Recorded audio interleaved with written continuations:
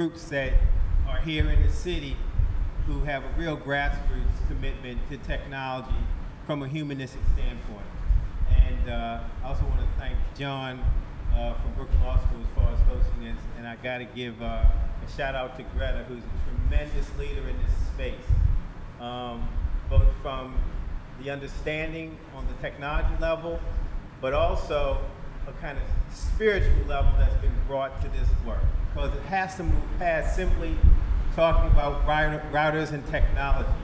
But with that, I'm going to talk about technology from this sort of standpoint of how we're trying to address issues in communities. And, you know, let me tell you a little bit about my company. My company is Silicon Harlem. And, okay.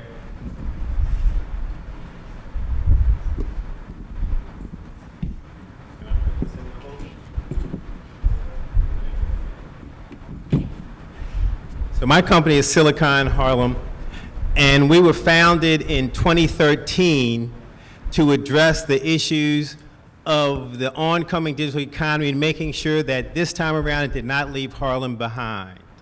And in focusing on Harlem, we looked at that as an important model that could then be applied to the South Bronx, or to Brooklyn, or to Newark, or to Baltimore, or to Atlanta, or even to urban areas outside of the United States. And it's myself, my partner, Clayton Banks. We've been at this for some time now, but in the last 2 years, we've sort of found this convergence. It's both, you know, on the heartfelt level, but on what we can do with technology in the fact that we're working with the RISE network, which is tremendous project because it resonates on so many issues that have to do with people and where people live and the things that people do on a day-to-day basis, and what can happen when you develop technology from that standpoint. And one of the things that I want to make clear, because I'm going to then get into some of the next generation internet products that we're working on, is the next generation internet is the community internet. And I mean that not simply from this sort of conceptual idea, but actually from the way in which the internet itself is going to be re-architected. And if you look at from the initial sort of internet projects back, going maybe into the 80s or early 90s when a lot of folks weren't on it, it began as sort of an educational internet, the NREN, if people remember that, National Research and Education Network. It then, in 98, at the same time Larry Irving identified the digital divide, which still bedevils us, we had the commodity internet, right? .com started springing forward, as well as some .orgs here in New York, which are still around doing great work like Mouse. But we had the commodity internet. They figured out how to, you know, build the Googles and the Amazons and the Yahoos. And then we had the social internet, the revolution that came about with the Facebooks and the Twitters of the world. Well, the next generation internet, in my estimation, is the community internet. The internet built from the community back to the internet. And how that's happening is we're starting to do things like make sure that fiber networks are in communities. So how that's happening from an initiative and business standpoint in the city of New York, tied into some of the things Josh was alluding to, is Link NYC. Link NYC was an idea of how do you take all of these payphones and then use them to move the gigabit internet into communities. And one of the things that we advocated for is to ensure that communities were first. Harlem actually has more Link NYC kiosks per capita than any other community.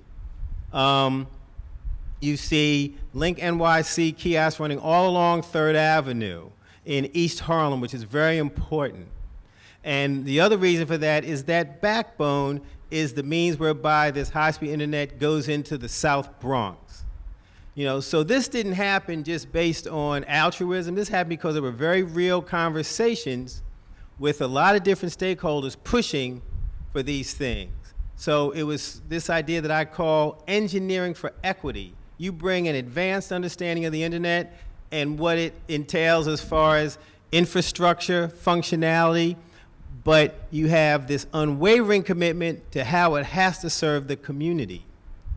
And so we're starting to see that, and we're at that inflection point here in New York. One of the things that we've been working on is not only working with RISE and with the city, but also working with an unprecedented coalition of advanced universities doing next generation research. So what we have happening at this point in time in Harlem, and let me frame it this way, Harlem is now the test bed for the advanced wireless activity that will be shared across this large-scale network of organizations under the National Science Foundation. It's called POWER. It's Platforms for Advanced Wireless Research, and the first two projects funded in the country were Harlem. It's called Cosmos, which is some crazy acronym they developed at Columbia. I forgot what it means. But it's taking place in Harlem, not only along West Harlem, where you have a hub at Columbia and a hub at City College, but also all the way over to 7th Avenue into Central Harlem, where we're making sure that it will look at the schools and we'll look at the NYCHA houses. So that's an unprecedented,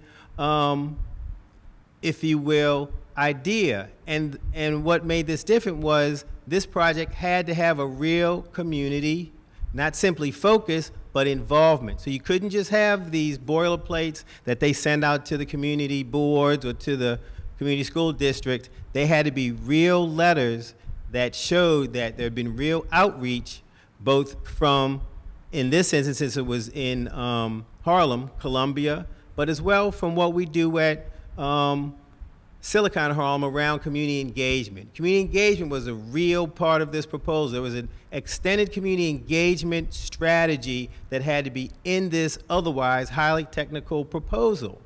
And this community element is what won and attracted it to Harlem. Tying also into that is Eager. Eager is where we're using the infrastructure from the Link NYC kiosk to look at how we can piggyback on that and build a community fiber network. Once again, is looking at this idea of how do we look at alternative means to address the backhaul issue that Greta identified, and do it in an alternative fashion, but using very high-end resources, such as the expertise that sits at a Columbia, the resource that you can get from an NSF, once again, driving it from the standpoint of a community-based social venture, and we're a for-profit company, but that brings this type of expertise to bear on behalf of the community. Over top of that, so we've got Eager connecting to Power, but within that, we also have a Smart and Connected Communities project. Once again, it had to have a real community involved. And what that focuses on is not simply smart cities, talking about data and how cool it is to improve certain things on behalf of the city, but it emanates from the community. So an important part of that in the language of NSF was a socio-technical component. Let me translate that for you. What that is Fordham Law School is now looking at community governance from the grassroots level that basically also informs all the design and development that's happening with our engineering partners at UVA, our next generation fiber partners at University of Arizona. So built into all of these projects is a very real community component that then looks at people as if they have something to say about this. And, you know, one of the things that happens is this technology stuff gets so abstracted from people, it gets weird. So, you know, if you know people, for instance, at the community board, and you're involved with the community board, and you're involved with community school districts, you look at these people as people, right? They have educations, they have aspirations, what they want to do. One of the things that happens at the university, I'm not saying this in a negative way, I'm saying this because it's real, and I'm a fellow at Columbia as well.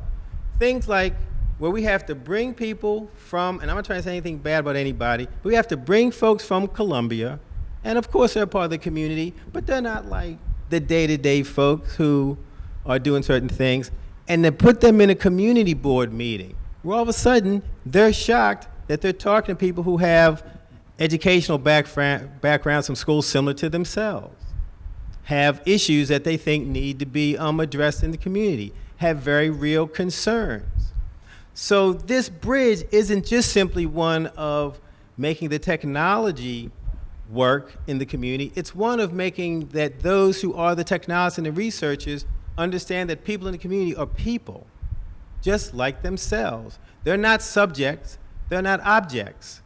So it's still those sorts of issues that need to be negotiated so that what you start to have is this kind of very real world means whereby these technologies can be deployed in the community.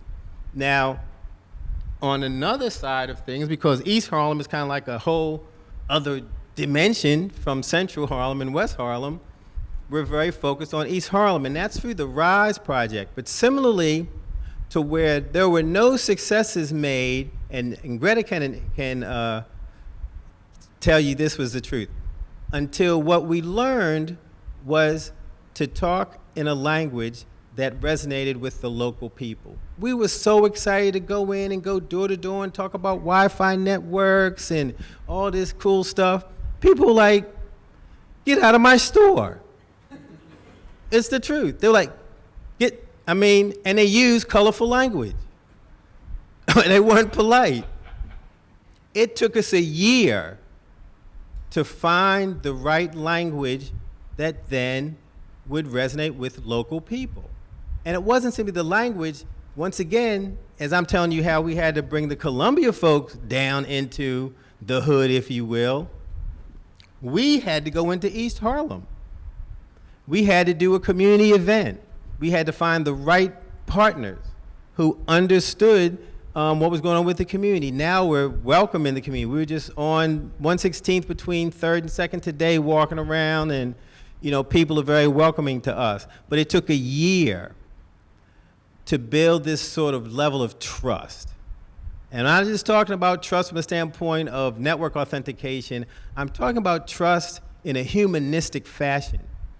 And so one of the things that we're finding increasingly is that, there has to be a humanism that informs this work.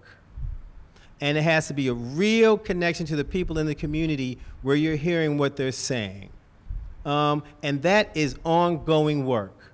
We recently had a researcher come from UVA, nice guy, got the best of intentions.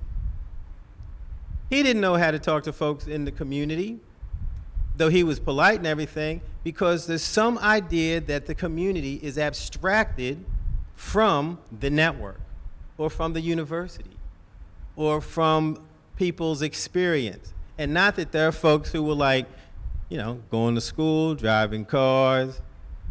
So that's where we've got to do the work. So we want to have, these amazing technological projects, but we also need to develop what I call the technique, the skills and the know-how.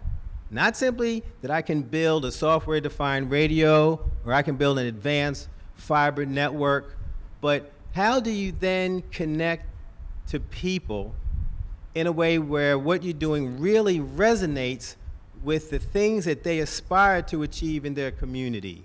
And so with that, let me wrap up. Any questions?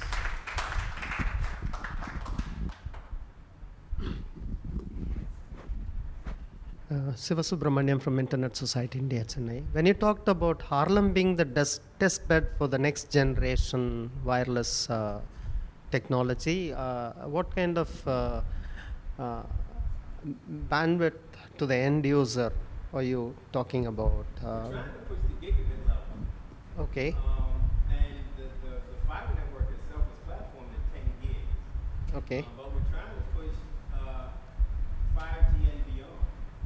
But it depends also as well on the application. All right. Now, of course, because people consume video, that's one of the things that drives the need for bandwidth. Email doesn't really require that much bandwidth, but we're also trying to cover large areas. Harlem over Manhattan is the size of the city of Atlanta. Yes, over large areas, is it possible to achieve to a certain extent higher bandwidth over Wi-Fi without using cables without using wire to a certain extent. Than Wi-Fi. So you could use Wi-Fi as your handoff into people's homes, but you're now looking at point-to-point wireless, wireless fiber, and so there are gigabit wireless technology as well. A lot of that is embedded in the architecture of the kiosk that NYC uses. So it's 10 gigs into that, and then there's gigabit wireless that emanates from that. All right. Okay. We're running, 45 minutes behind. I want to thank you, Bruce. That's great work you're doing, and I'd really like to come up to Harlem and do an event just on power to learn more about it. Get the Columbia guys, bring in, or do a webinar, find out what's going on with that. Okay, that sounds we good. did stream the launch from DC, so we've been on it. We've been on it. So to catch up, we're going to skip the NYC mesh video, which you can see if you just Google state of the mesh. There's a whole